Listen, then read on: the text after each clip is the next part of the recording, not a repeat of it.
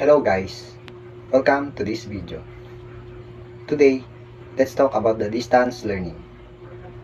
But before that, let me introduce myself first.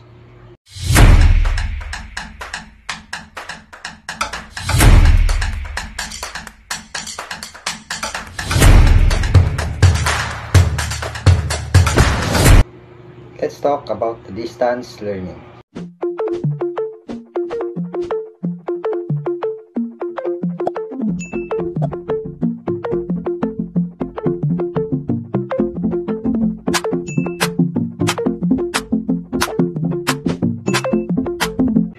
In this video, we have one learning outcomes of the distance learning. Describe what is the distance learning and identify its advantages and disadvantages. Distance learning, known as a remote learning, it is a form of education wherein there is a little or no face-to-face learning between the student and the teacher. Distance learning can be done anywhere, usually at home. These are the reasons why people choose or practice distance or remote learning. The other way, the advantages.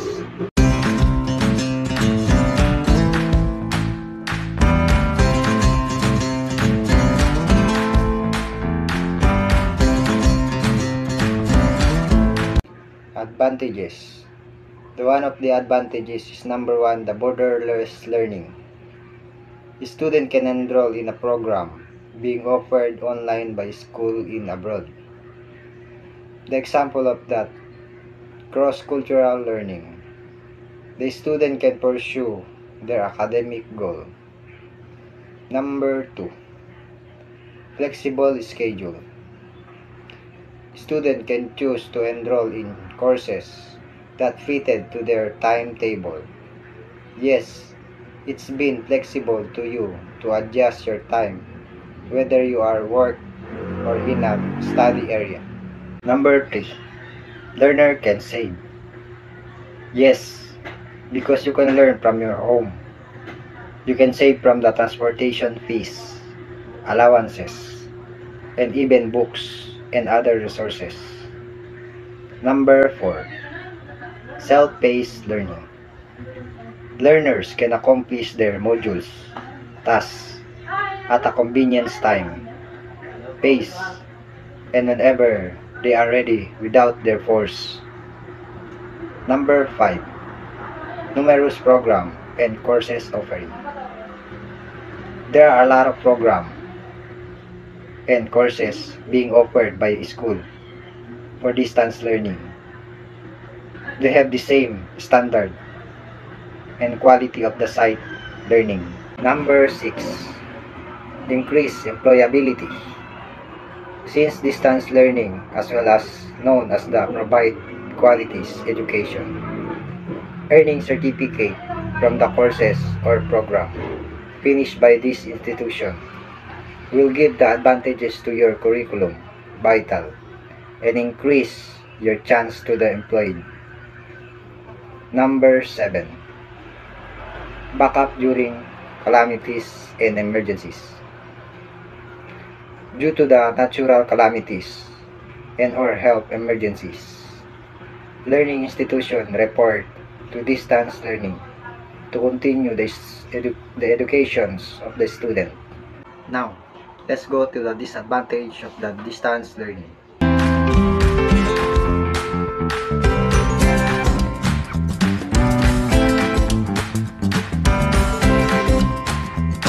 The disadvantages of the distance learning. Number 1, high chances of the distraction. The student most likely to be the distract during the distance learning, since most of their homes are not suitable or conducive for learning, losing focus. Number 2, hidden costs. Courses and the program offered in distance learning by school are much cheaper than residential learning.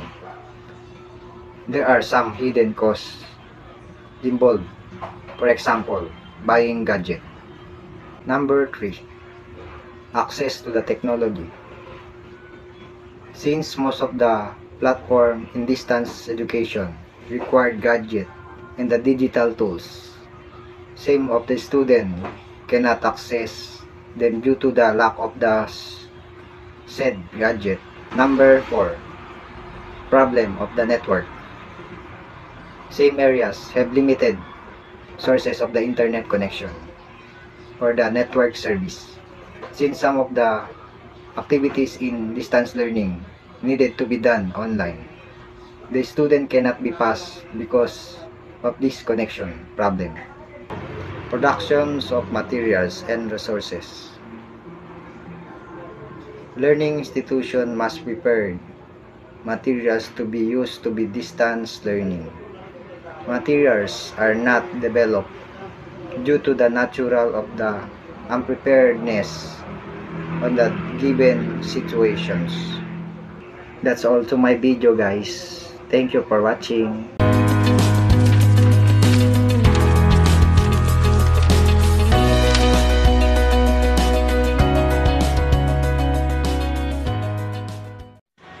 Hi everyone, my name is Gabriel Garcia from BTB Tusi, and today I was going to discuss to you about the distance learning.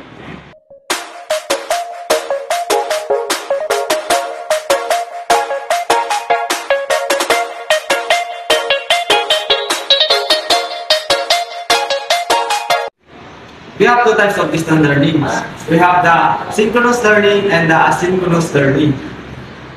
So first, we're going to discuss about the types of synchronous learning. But first, what is synchronous learning? So synchronous learning, instructor facilitate learnings that requires all the participants to be visually, virtually present at the same time. Tests and other assessments are scheduled and timed. So these are the types of synchronous learning. So we have the virtual classroom, web comprehending, educational television and radio, and the last is the learning management system or the LSM. So the virtual classroom is an online environment wherein students and teachers can communicate, interact, view, and present lessons and discussions, and actively engage with the learning resources available while teaming up or doing the tasks individually, all in just one setting.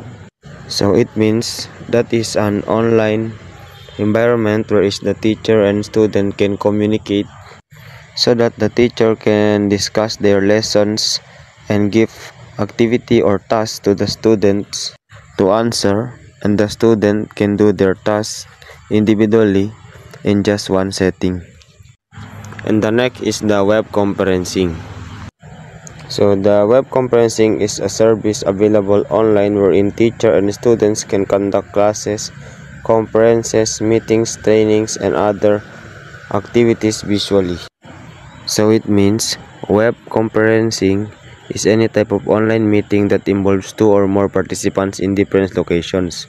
These participants could be anywhere in the world with a reliable internet connection and conferencing software. They can see, talk, and hear each other in real time. So the next is educational television and radios. So the educational television and radios, these are the technologies that air and public. This is widely used in places that are experiencing calamities and emergencies such as volcanic eruption and disease outbreak. So it means these types of learning where the student can learn by watching television or hearing radios. These types of learning mostly happen in the places where experience calamities. And the last is the learning management system or the LSM. LSM are online software applications used to deliver course materials, educational training, program development, and others. So it means LSM or the learning management system is a software application or web-based technology used to plan, implement, and access a specific learning process. So that's all for the synchronous learning. Now let's go to the asynchronous. So now let's going to discuss the asynchronous learning. So what is asynchronous learning? So asynchronous learning, self-directed and self-paced learning mode that does not require students to be virtually present. So ibig sabihin, yung asynchronous learning is kabaliktaran lang siya ng synchronous learning. Kung ang synchronous learning is kailangan naka-present ang mga participant, so sa asynchronous learning is hindi na kailangan naka-virtual present yung mga participant. So these are the types of asynchronous learning. So we have the modules, web-based courses, and the last is video and audio tapes. So let's discuss the modules. So modules, just like these materials that you are using, modules are developed to help learners access education during distance access, the internet, and by gadgets. Modules includes comprehensive lessons and activities that help achieve learners' outcomes even if done using self-paced learning. So I think lahat naman nata alam kung anong ibig sabihin ng modules kasi lahat naman nata tayo nakaranas ng modules. And modules is napakalaking tulong ito lalo na sa mga batang student na hindi makabili ng gadgets para makapag-aral. So yung modules is makakatulong po ito sa kanila. So next is the web-based courses. So web-based courses are uploaded course and lessons on the internet. They can be accessed from the different programs or course offerings of learning institutions. Some of them are required to pay to be enrolled, while some are free. So it means a course that is delivered entirely on the web. Although the pedagogical advantage of online interactive learning are well known, much needs to be done in instructional design of applicable collaborative learning tasks that motivate sustained student participation and interaction. So the last is the video and audio tapes. So these are material used to pre-record copies of instructors giving discussions and presentations. This is useful to learners who have access to gadgets but don't have the freedom of time to join the scheduled meeting or don't have any significant access to the internet. So that's all for my report. The next topic is the software or the platform of the distance learning. This will be discussed to you by teacher Lonnie Malcampo.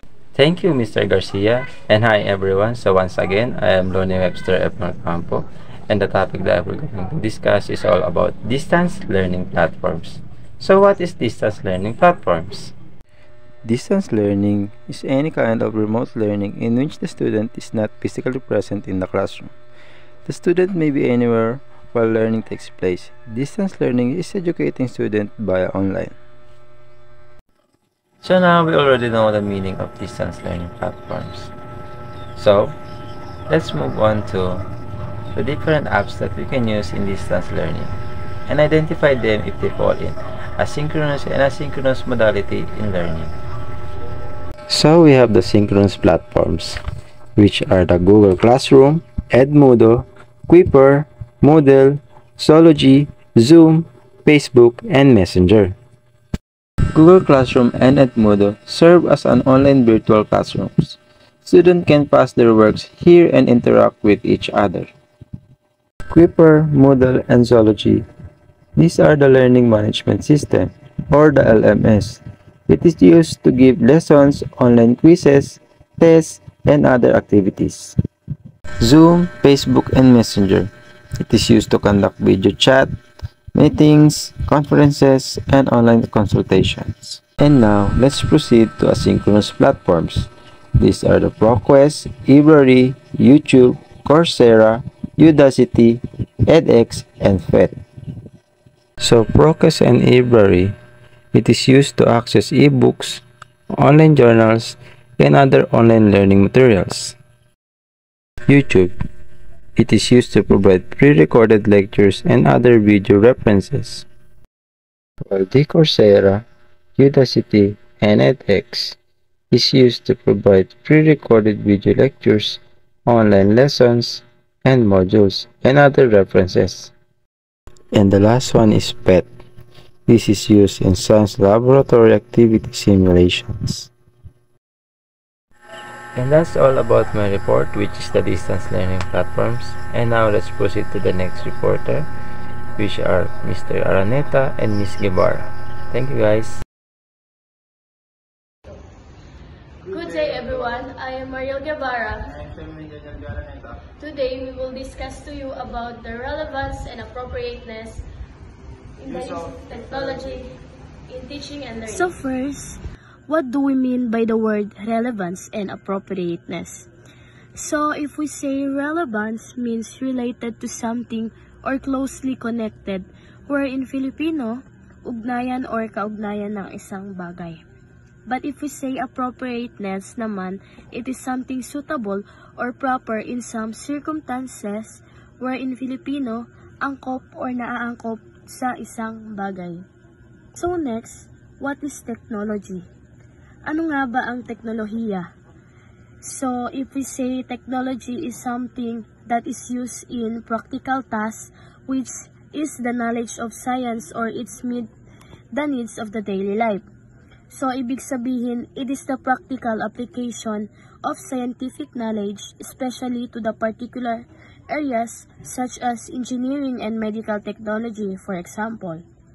But if we say connected, related to education, we call this educational technology. So, why technology is important in teaching and learning?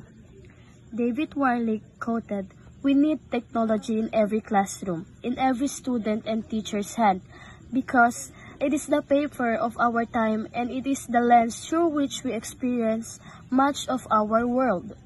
What is the use of technology in education for teaching and learning?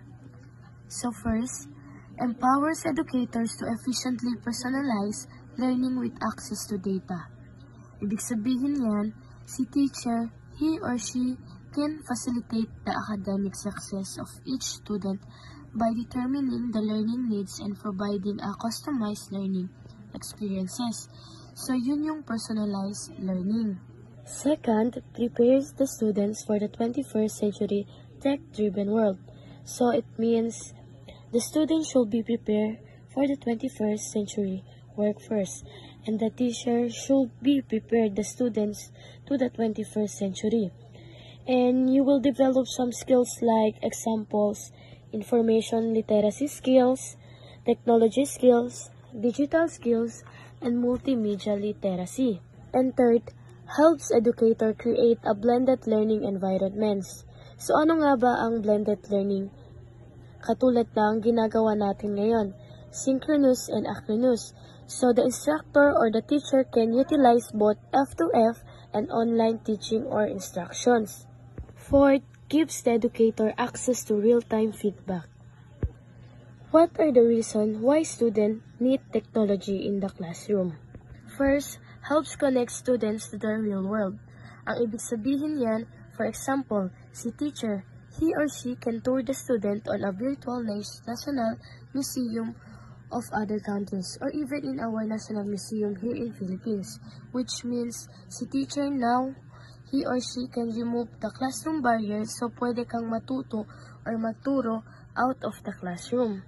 Second, encourages collaboration.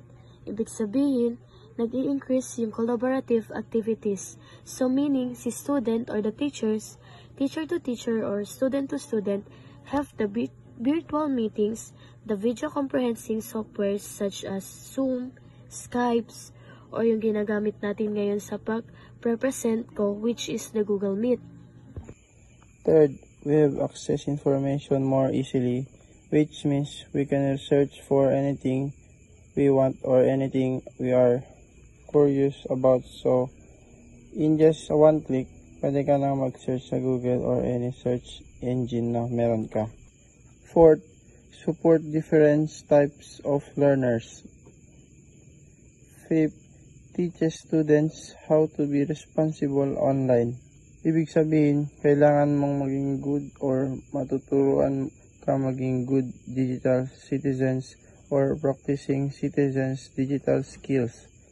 At matutukoy ito citizenship sa mga next na magre-report na how to maging responsible online. 6. Adds a fun factor to learning. How does technology help teachers be better in their teaching career? So this is self-explanatory.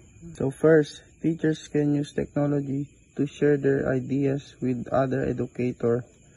Ibig sabihin na pwede na nating mag-share ng thoughts and ideas even the students. So yung mga teacher, pwede na sila makipag one-on-one interaction sa mga teachers around the world, especially the Philippines. We can speak English, diba? So yung mga magaling na instructor or teacher sa ibang bansa, kaya natin makipag-connect sa kanila. Second, teachers have access to educational resources that were not available before. So may mga resources tayo na hindi available dati. Katulad nga sabi nung sa isang accessible more. Third is technology has made it easier for teachers to create more engaging lessons. Fourth, so education software helps the teacher to work smarter than spending hours preparing lesson plans or grading papers. In other words, you have to work smarter than harder. So parang yung katulad ng Microsoft Excel na ginagamit ng teachers for their lessons plans, grading papers, or table of specification when it comes to assessment sa mga students. And this is the biggest factor why technology is relevant and appropriate. So, bakit nga ba ang teknolohiya ay napapanahon at naangkop sa mga silid-aralan? So, because we have the classroom settings that incorporates now the modern technology into lessons. So, ito yung mga example ng digital learning tools. Example, the relevant technology in education. The hardwares. The most common use is the digital devices, desktops, smart TV, projector, and mouse. Important, the connections is the internet. The softwares. Alam naman natin and familiar naman sa atin ano-ano yung mga softwares na ito. Yung mga Google, Chrome, Gmail, email, Adobe, Canva, PDF, Microsoft, and the most common na ginagamit natin para i-pass through online ang mga presentations natin is Google Classroom and Google Meet. Haters talk, but there's nothing you can tell them.